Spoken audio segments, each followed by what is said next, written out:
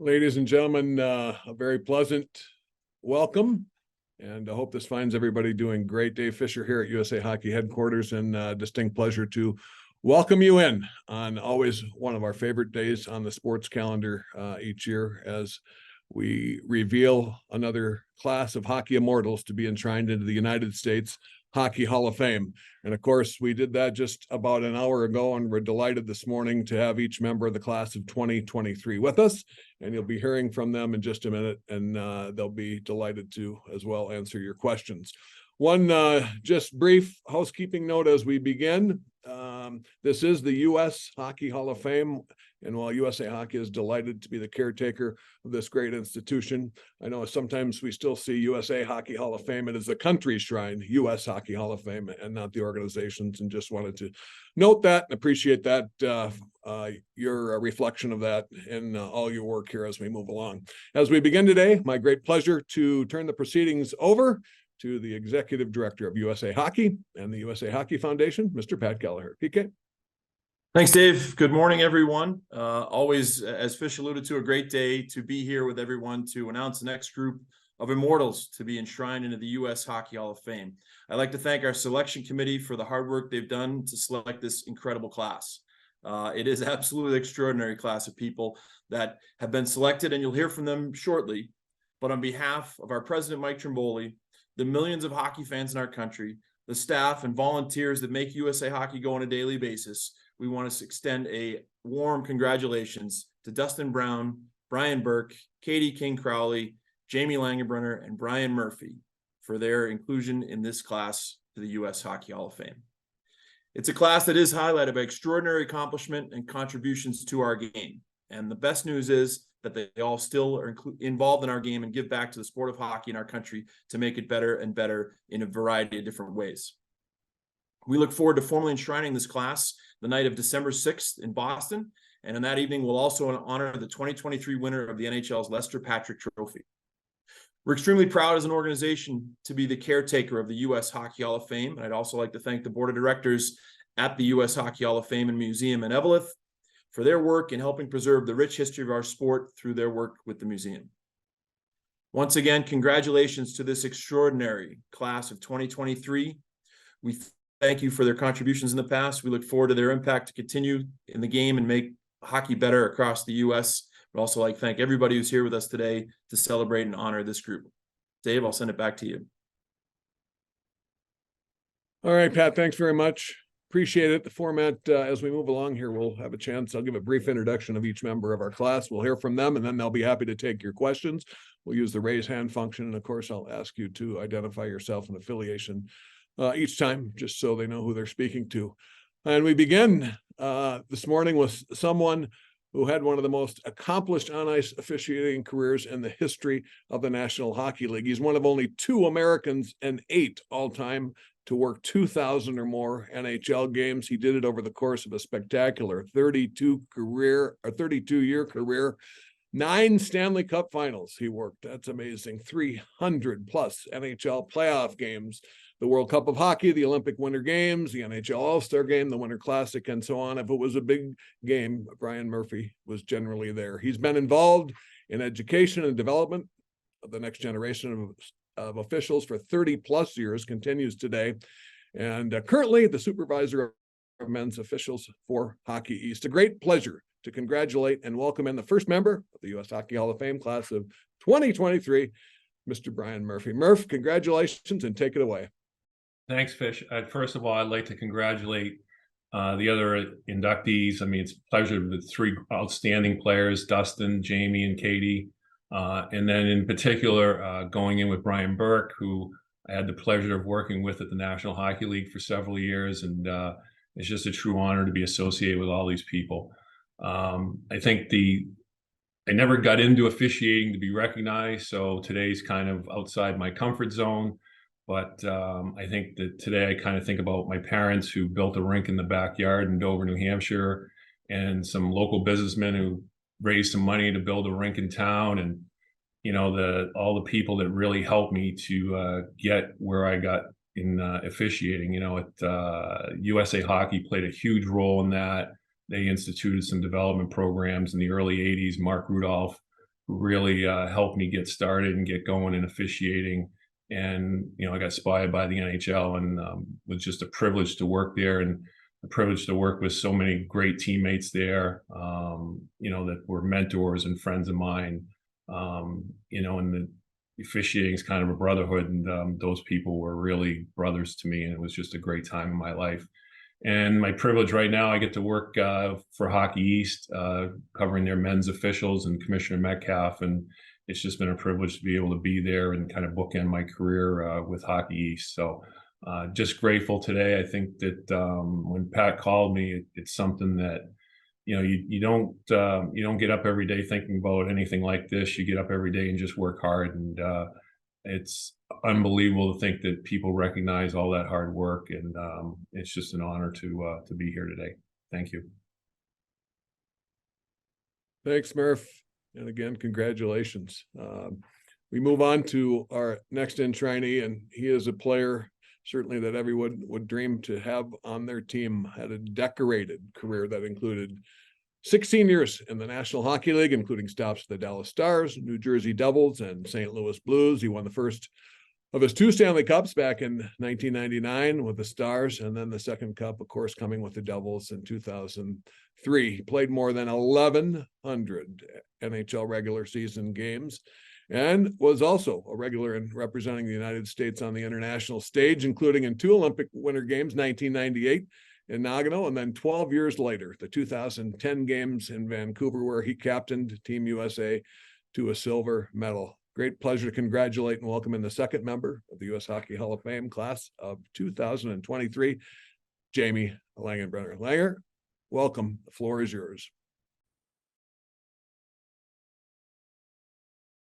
Thanks, Fish. I'd also like to congratulate fellow nominees or the fellow recipients, and Brian and Dustin and Katie. I've had the pleasure of being part of an Olympic team with Brian and Dustin, and being on the ice with Murph for many games, and watching Katie from afar, including the Olympics. And it's an honor to be inducted with all of you. I'm going to echo a little bit of what Brian said, and that this wasn't a call I expected to get from Pat. I was actually in free agency meetings with my current job, and was definitely surprised. And when I told my family, the excitement was there. I've been blessed to play with some really great teams and some really great teammates, and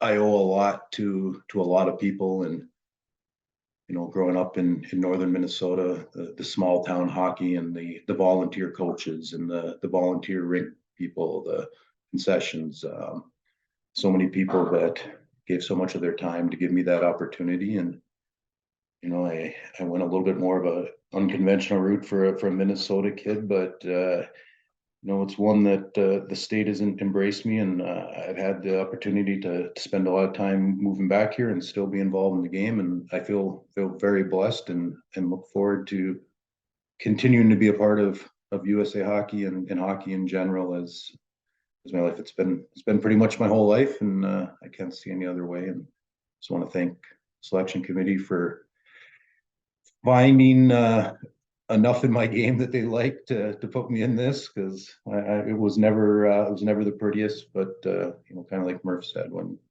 put the hard work in and stuff, things can happen. And I also want to take this opportunity to thank Brian Burke on this, as he gave me one of the greatest individual honors I have, as when I was captain of the Olympic team in 2010. And I'll take this opportunity to thank him again publicly. Thanks.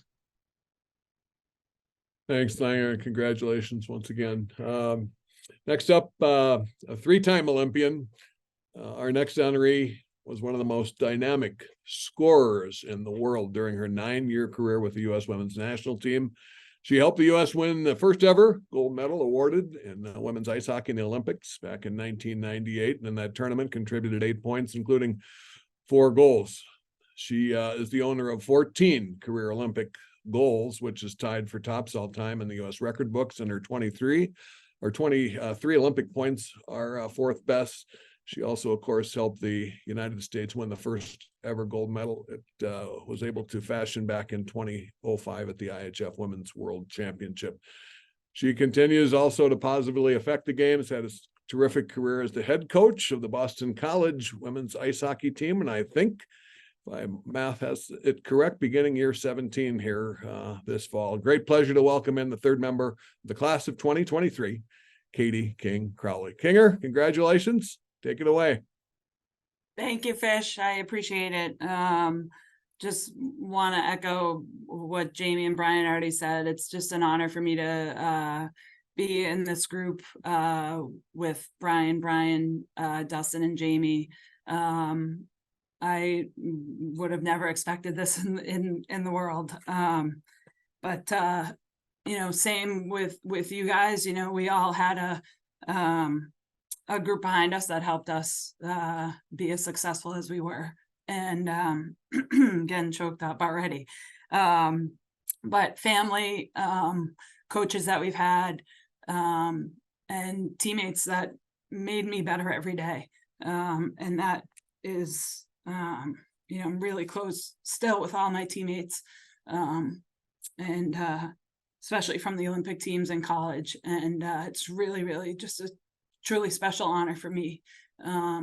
And I really credit a lot of you know, those three kind of groups of people that have helped me through my career and continue to help me now.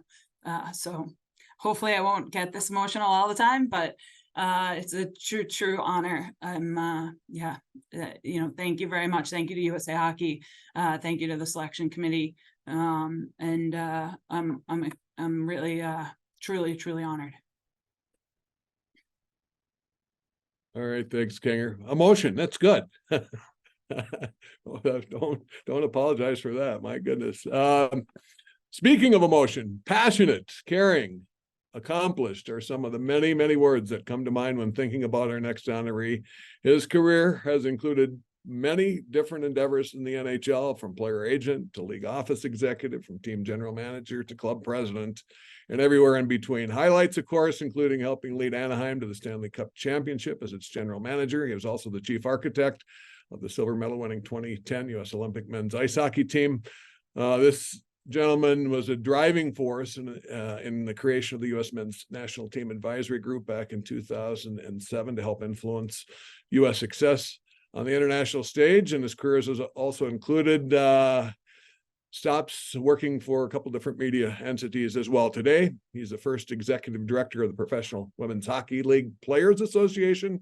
And a warm congratulations and welcome to the fourth member of the class of 2023, Mr. Brian Burke. Burkey, let's see if he can get his video and audio back on. I think he's going to do it. Please, everyone, stand by out there.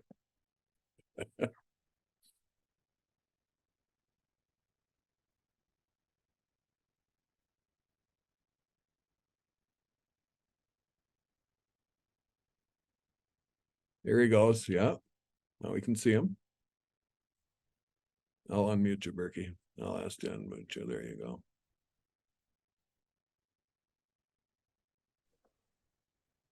There we good. You're good. Well, first off, I apologize for the glitches there. I'm not very good with technology. I figure a guy's been around as long as I have to figure some of this out, but I haven't. Can you guys hear me? Yes, we can. Yep. Go ahead, Burkey. Okay, I got nothing. I'm flattered and honored to be here today. No one ever goes to get up in the morning and goes to school and thinks maybe someday I'll be in the U.S. Hockey Hall of Fame. That's just not on the spectrum of dreams. You dream about playing for your high school or playing for your college team or maybe someday playing in the NHL, but you never dream of being in the U.S. Hockey Hall of Fame. That's something no one ever counts on or should take for granted. So I'm flattered and honored. I want to thank everyone involved, including the USA Hockey and the U.S. Hockey Hall of Fame, the board of directors, the Evelith Group. But basically, I want to just say thank you to USA Hockey. Like everything hockey has given me, everything in my life professionally has come from USA Hockey. From my first coach with Bob O'Connor and playing, working for Lou Lamoriello and playing for Bob Johnson that I bumped into, and Herb Brooks, and all the great idols of mine, guys that I managed to work with or get to know. So I look at the bricks that have been laid for the foundation for USA Hockey, and how we all benefited from that, and how it's all going to carry on in the future. I want to thank my siblings. I'm one of 10 kids. That explains how you can eat fast and get in lots of fights. But especially my 2 older brothers, who were my heroes growing up, and my mom and dad, who have passed on, but they would have been so proud. So the other honorees, I know why everyone else is here. I'm not sure why I am, but I know why Katie's here. Katie, you were a star. Jamie Langenbrunner might be the smartest player I ever had. He was a really good player, but smartest player maybe I ever had. Dustin Brown was fearless, and Brian Murphy. You could put Murphy in any game. Didn't matter how serious it was. Didn't matter what the score was. Didn't matter if there had been a bunch of fights the game before. You could trust Murph. So congratulations to this group. Thank you to USA Hockey. We'll see you all in Boston. All right, thanks much, Berkey. And again, warm congratulations. On to our final member of the class of 2023, and he had an impressive career that included 18 seasons in the National Hockey League, and remarkably, all with the Los Angeles Kings. We don't see that too often anymore, with one team, do we? He played in 1,300 nearly 1,300 career NHL regular season games, led the Kings to their first ever Stanley Cup and back in 2012, tying the playoff points record and becoming just the second American captain to lead a team to a cup title. Of course, played an integral role also for the Kings in their run to the 2014 Stanley Cup championship as well. He was a regular on the international stage for Team USA, highlighted by helping the U.S. Earn a silver medal at the 2010 games in Vancouver, where he served as an alternate captain. And of course, an important contributor off the ice as well. Won the NHL Player Foundation Player Award in 2011, and of course, the Marc Messier Leadership Award recipient in 2014 as well. Great pleasure to welcome in the 5th and final member of the class of 2023 of the United States Hockey Hall of Fame, Dustin Brown. Brownie, congratulations, and take it away. Thanks, Fish. First off, congrats to Jamie, Brian, and Katie. I think it's kind of tough going last in this situation, because I think we all have a lot of the same feelings about this. I mean, the one thing I will say for USA Hockey, it gave me the opportunity to meet a lot of different people I wouldn't have otherwise had a chance to meet, considering how my NHL career was one team. I know the King family very, very well, but the USA Hockey gave me an opportunity to meet a lot of different people I wouldn't have otherwise met along the way, and those are relationships that I still have to this day. But listening to all the other inductees and what they were saying, I think it kind of, for me, this day is not something like Berkey said, you wake up in the morning and you're dreaming of. But I think it is a result of, from what I've felt and what I've heard from everyone else, is this is not the dream we have, but it's a result of all of us chasing our dreams and following those dreams to the very best of our abilities. And then you get a call from Pat, and I was on the way to a thing over in Slovenia with Kopitar, and it caught me off guard. We didn't know what it was about, and then I heard the news, and it was just kind of a bit of a shock for me. But I think it just comes back to us all following our dreams, and then to kind of where we ended up, and we're all shocked by it. But it's an incredible honor, and feel so much gratitude for all the friends and family, and we all have these stories, and they're all very, very similar in nature. I think that's the great thing about this sport. Thank you. All right, Brownie, thanks very much, and congratulations to you again as well. And we're ready to take your questions now. And if you use the raise hand function on Zoom, and then I'll call on you, introduce yourself, and who your question is for. We'll go from there. All right. We'll start with the Hall of Famer himself, Mr. Mike Morial. Mike, go ahead. Your mic should be open.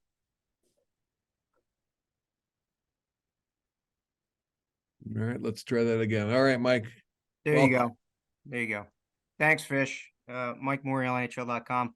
First off, congratulations to all the inductees and thanks each of you for doing this. Jamie, you've now worked in the Bruins front office since 2015. Where do you see the most improvement in the American hockey player, and why do you think that is? Most improvement. Well, I think the number of players in general. I mean, I can think back to late 80s, early 90s when I was doing the USA camps in Colorado Springs or Lake Placid, and every kid was from Boston or Minnesota, or maybe a few handful of kids from New York. Now you look around in California, Vegas, Texas, Florida, like the depth of the players is completely different.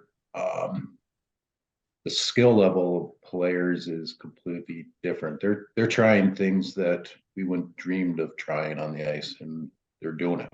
Like take the Michigan goal or those ones. Those are commonplace. I wouldn't have dreamed of trying that. I can remember my first camp beating Darian Hatcher on a 1-on-1, and you told me you ever do that again, I'm gonna like and kill you. So I dumped it in from then on. Like those are some things that the game was just a little bit different. So the skill level, and the depth of the talent.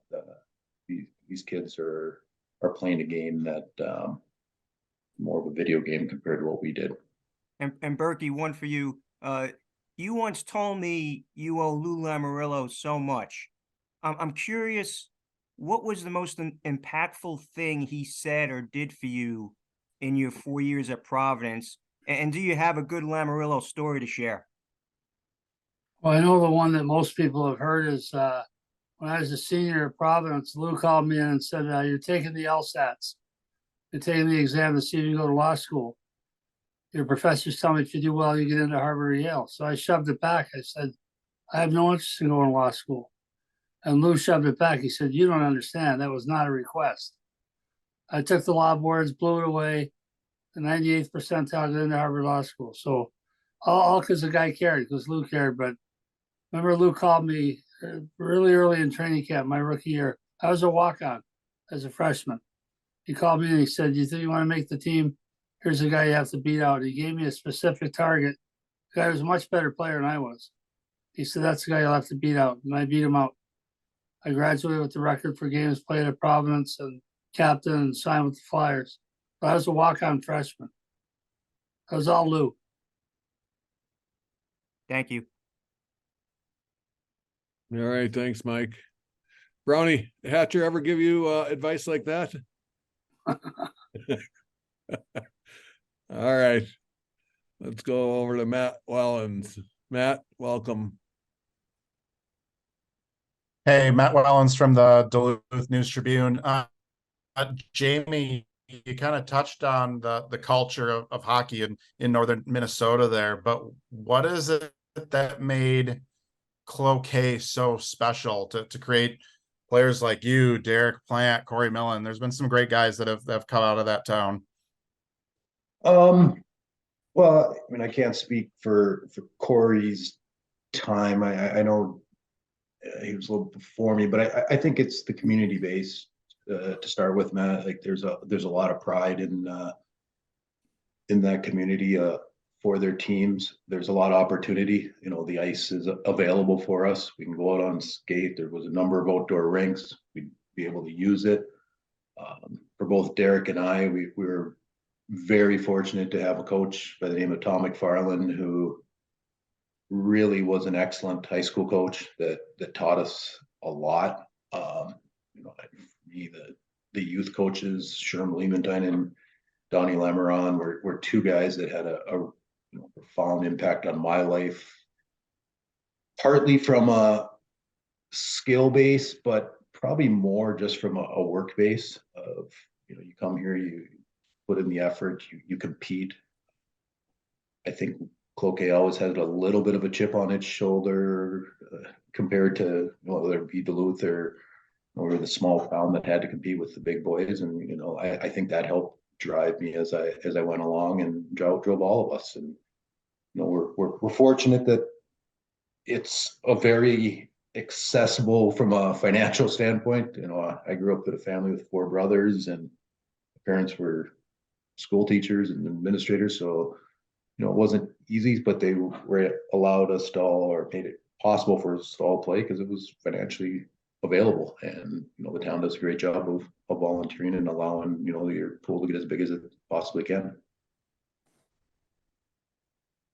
All right, Matt, thanks much. I know we have a couple media folks on here. If you could make sure you rename yourself with first and last name so we know who you are, that would be appreciated. And next we'll go over to Jess Myers. Jess, welcome, and please go ahead. Hi, thank you, Fish. Jess Myers from the Rink Live in Minnesota. I have a question for Brian and for Dustin, if you could weigh in on this one. Jamie talked about the increasing geographic diversity in hockey that he's seen just in the last 2 decades. And obviously it's no longer uncommon to see top flight players coming out of California.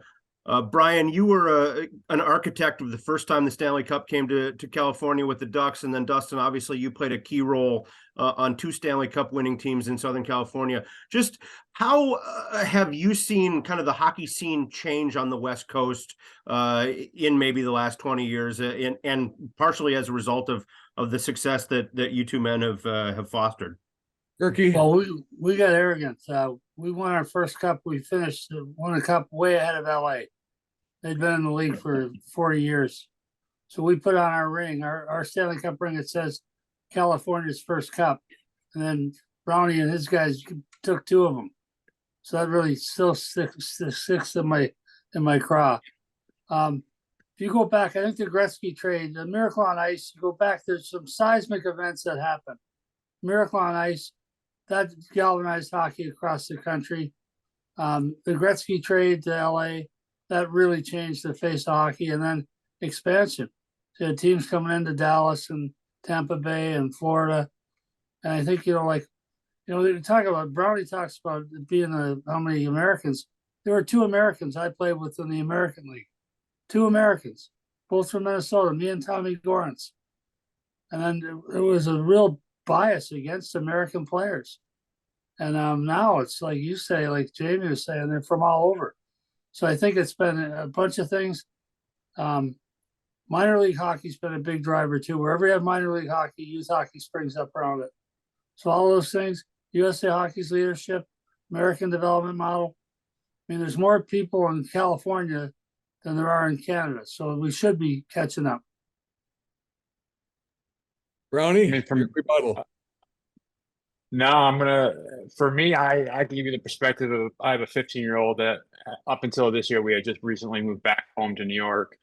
But we were in California for the last 20 years. And just the interest in hockey has elevated with, at least in my area, when we won, it was a noticeable difference of kids at the rink, like feet through the door, kids trying hockey. And Burke kind of touched on them with Gretzky and the cups coming. It created an excitement. And then when you have an NHL team, at least for me, you walk in, you see NHL players. I grew up in Ithaca, New York. It was a small little town. Like we had Cornell University. You'd walk in, you'd see Cornell players, and you're like, oh my gosh, Cornell players.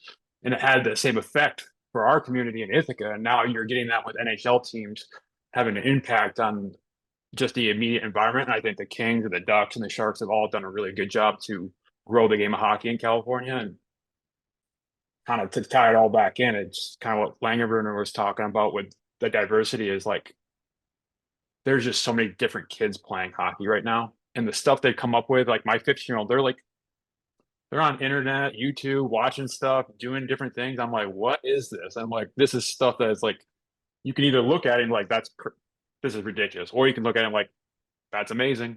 Like, and I lean towards that. I'm like looking at all what they watch on YouTube now. And I'm like, oh, good thing I played when I played. But it's a good sign for USA Hockey. Kinger, anything on you had Caleb Barnes recently from California. Speaking of the California and the kind of the justice question, you want to chime in on that a little bit? Yeah, I mean, you know, the growth in the women's game is, I mean, just, you know, incredible. And now to see you know, a pro league on, you know, that players can play in.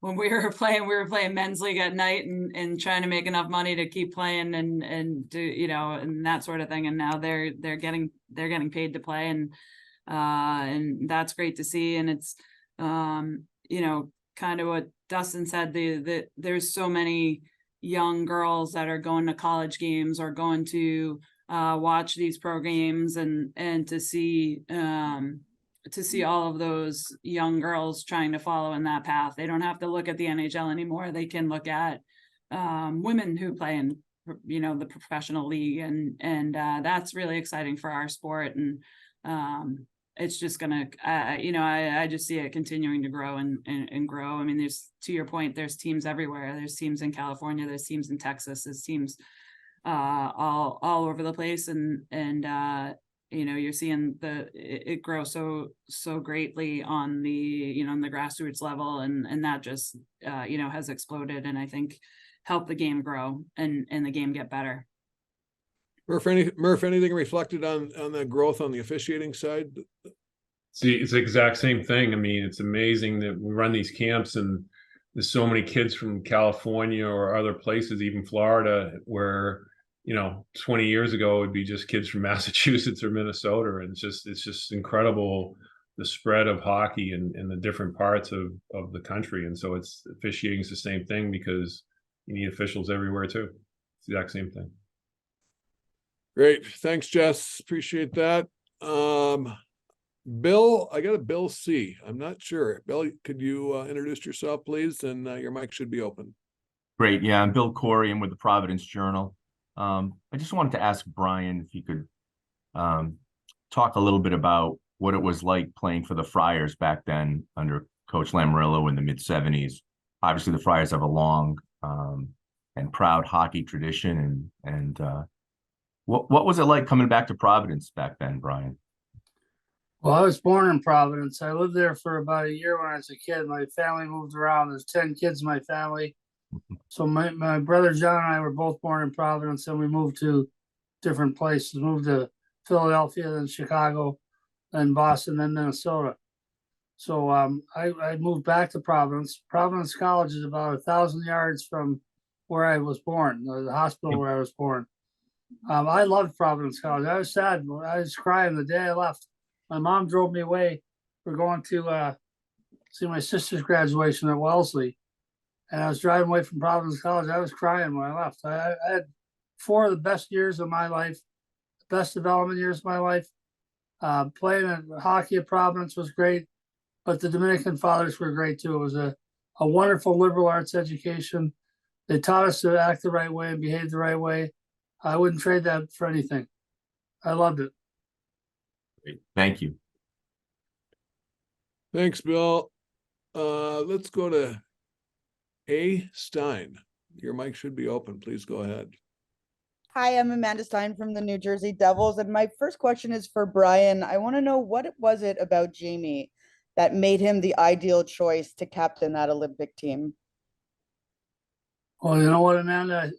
I think what happens when you pick a captain for a national team, and I was involved with about 14 national teams. I think JJ and I were talking about it one time, going back to Germany and with Team USA in '93, and then going to Vancouver and Sochi and World Cup and all the national teams I was involved with. I think it's 12 or 14 teams.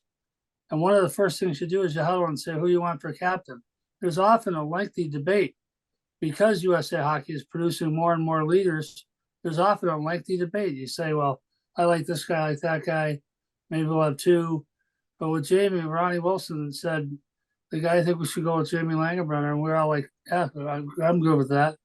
So Ronnie Wilson was the head coach. He really believed in Jamie. John Tortorella was the assistant coach. He really believed in Jamie. I wasn't going to argue with that. I thought the world of this kid. So I appreciate Jamie singling me out, but what a job he did for us. That was great. And we came so close. Still grinds my gears. Referee kicked the puck. And Jamie, what did it mean to you to get that nod for the Olympic Games? Well, to be honest with you, Amanda, I was shocked I made the team. Like, it'd been a while that I'd been on. I think I'd played in the World Cup in 2004, so it'd been 6 years. So I thought that time had passed me.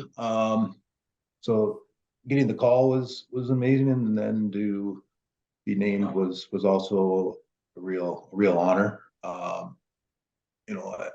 Probably the single greatest individual honor I received. I had some great team ones of winning and being a part of teams, but individually that was great. But I've always thought of the captaincy as you're just part of the group, and we were very fortunate. Obviously, Dustin was one of the assistant captains, Brian Rafalski and Chris Drury, all guys that captain teams and were just as deserving as me. So it was a fun group to be a part of. Like Burke said, we came dang close to providing that next greatest upset, I guess, would have been where was that? But we never thought of it as that way. We thought we were a good team. We played like a team the entire way, and it was an amazing example for me to watch of guys really truly checking their egos at the door. Guys that played huge roles on teams getting secondary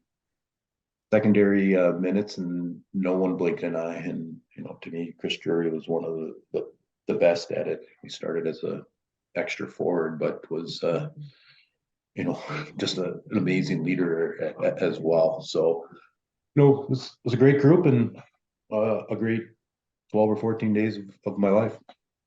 Thank you guys, and congratulations to you all. Thanks much, Amanda. Appreciate it. Let's go back to Mike Morial. Mike, please go ahead. Yeah, thanks, Fish. Murph, is there a playoff game or series that you work that will always stick out to you, and why? Well, I think there was two games in particular, and they both 2003 and 2004. I worked Game 7 of the Stanley Cup Finals both those years, and I think Burke could relate to this when I say this, is that there is no bigger event that a league puts on than a Game 7 of a Stanley Cup Finals. And when the league selects you to officiate those games, it's just it's almost overwhelming that and when you're an official in the Stanley Cup Finals and you get down to that point, they bring the cup into the room. So like the guy being polishing the cup in the room in between periods, and you're going out there and these guys are battling for it. And I think that people, I say this all the time to people that aren't, don't know this, is that professional athletes are the most competitive people I've ever met in my entire life. And when you get down to those Game 5, Game 6, Game 7s of Stanley Cup Finals, you've never seen anything like it. And I think that you have to be there to experience it. But those two games would be it. Thanks for that. Yeah, there's three teams that are officiating in a Stanley Cup final. There's three teams. There's a home team, visiting team, and the officials. And any one of those three teams can fail and really screw things up. And Brian Murphy was a great official. Like I said, I was very comfortable assigning him in any kind of situation when I was there. Working on Stanley Cup Finals, if you're one of the linesmen, you're playing in a final game, that's something. There's a lot of guys on that team that you got picked over them to work that game, and Murph was outstanding. Thanks for that. Katie, I think I know the answer to this, but just wanted to hear from you. What would you say was your finest on ice accomplishment, and why? Yeah. Yeah, probably fairly easy one in the gold medal in '98. I mean, to be the first ever team to do that was truly special, and what a special group of 20 women for me to be a part of, and our staff and everyone that was involved in that team was really just a special group. And that was the first time anyone had ever walked into the Olympic Stadium or played on any Olympics, and for all of us to do it together for the first time and to win the gold medal for the first time was truly amazing. Thanks for that. And one quick one here for Dustin. One of the amazing stats here, Dustin, over 1,200 regular season games and over 3,600 hits. How difficult was playing your style of game on a night in, night out basis? I mean, I did it for as long as I could. I think the rules also helped me. Like as the game changed, there was a lot less of the. I mean, when I first came, my first year was 03, 04. And, well, Jamie was talking about in practice, the lesson you learn from Hatcher. That was pretty much every night during the game. Like it just is a different type of game. So I got the transition into a less physical game as I got older, which I think helped me along my way. But I mean, it was what made me a good player. Part of me just really enjoyed it, so I think that's another thing for me. It was just something I enjoyed doing. It made me a unique player on my team. I think that kind of helped me just get through some of the hard. There are days when you wake up and it just hurts, but I always felt better the next day. You get to work, we have great trainers, all that helps. But at the end of the day, I think I just played in a really good time for my style of play. And that allowed me to play for a lot longer than I ever imagined I would play. Thank you. Thanks much, Mike. I have a question here that Kevin Allen, who couldn't be with us, asked me to pose, and this is for all the members of the class, and you all played hockey as a kid growing up. Favorite moment as a youth hockey player was the question from Kevin. So I don't know, where do we want to start? Murph? Definitely skating at the backyard rink my parents made. No question about it. It was the best. We didn't have a rink in my town, so it was the best part. Any coaches in particular that? My high school hockey coach, Dan Raposa, he was a referee in Hockey East, and he's the one that got me into officiating. I never would have got into officiating if it wasn't for him. And nobody grows up as a player, as growing up wants to be an official. You don't think of that. It's not what you think about. And I never would have got into it if it wasn't for him. And obviously, you see here today, and it just was a life-changing moment for me. Langer? There's a lot of them, Fish. I think ones that stand out would probably be may not even have been on the ice. It might have been hanging out with your teammates in the hotel as a little kid. Vividly remember throwing one of the parents in the pool, and watching his sweater go down to his knees. And then get a little bit older would probably be playing in the Minnesota State High School tournament. I was fortunate enough to do that twice, and as far as replicating what it felt like to play in big games, and whether it be Stanley Cup finals or in the Olympics, that was the closest thing that did that as a youth, playing in that environment and in high school was an amazing experience. Burke? Making the high school team when I was a senior. I only played 1 year of high school hockey because I couldn't make it. I started playing when I was 13. So I played Bantam House, Midget B, Midget A, Edina West. If they hadn't split schools, I never would have played. But I made Edina West start high school. Bart Larson was our coach. That was the biggest thrill of my life. It was a short and unspectacular career. Kanger? I would say as a little kid when I first started, the reason I started is because I had an older brother, and he's 3 years older than me, and his mite team needed another player, so I got pulled up after a week or two of instructional, and I remember vividly being able to play with on my brother's team, which wouldn't really have ever happened if they didn't need another player, and then who knows what would have happened after that. But just truly special to be able to play with him, even just for that 1 year. And then I would say the other thing is just skating on ponds with my family, my dad, my mom would get out there, my brother. I feel like we're not getting that cold out here anymore for my 10-year-old to be able to skate on the pond. It only happens occasionally. So, those are the vivid memories that I have of just going out there and you know, the snow and the ice was the boards, and you just play against whoever was at the pond that day, and that was some obviously fun memories.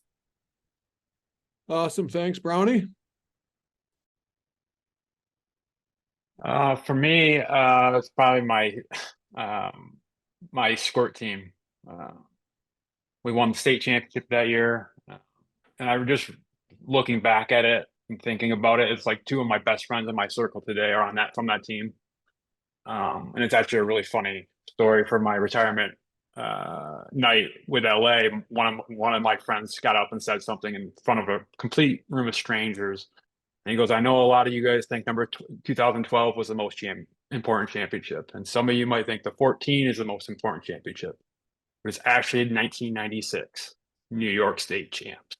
And the crowd, like, everyone went crazy. And it was just like, that's kind of how I feel. Like, I think of that team a lot. And part of it's I have two of my best friends to this day are from that team, and just all the memories that brings back.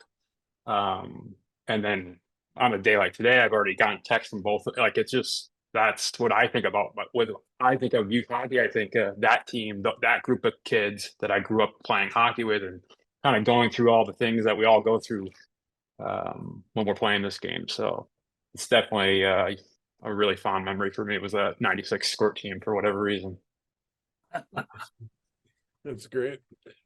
Well, if there's any further questions from the assembled media, please, if we haven't gotten to you, I think we've gotten to everybody that had their hand up.